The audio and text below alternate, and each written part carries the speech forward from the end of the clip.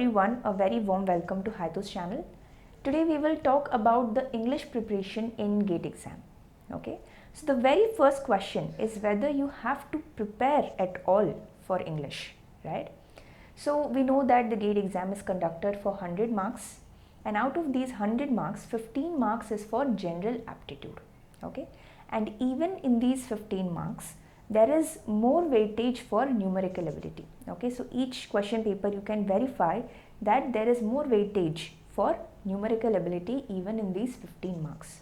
Okay, so the overall weightage on English or verbal ability is in fact very less, you can see.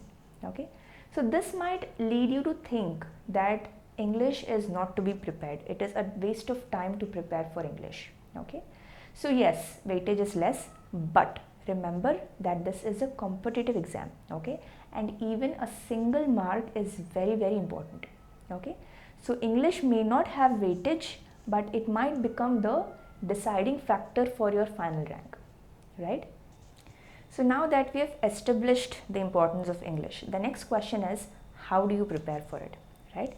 Because verbal ability is like a never-ending syllabus. Okay, you can continue reading English for the whole of your life and still not be able to complete it, right? So how do you prepare in view of the GATE exam?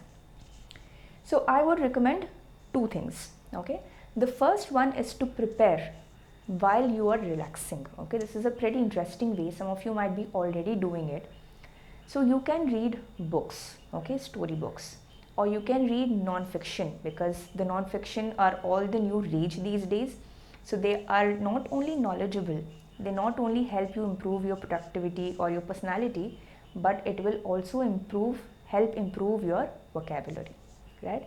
So if you're someone who's not too much into reading, then you can always watch movies. Okay, so movies are something that everybody enjoys. So if you watch a good English movie, okay, so this will also help improve your vocabulary. You won't realize it, but over time you can see that there's a significant improvement in your vocabulary.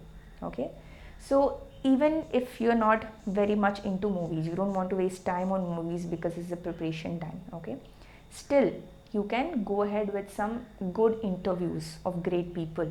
Okay, or you can even listen to podcasts.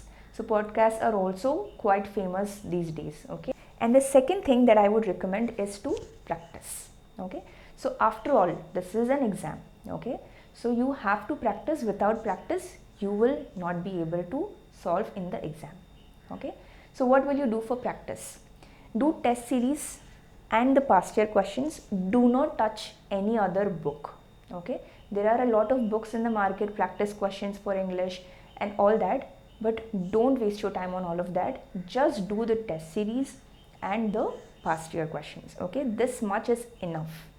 More than this is time waste.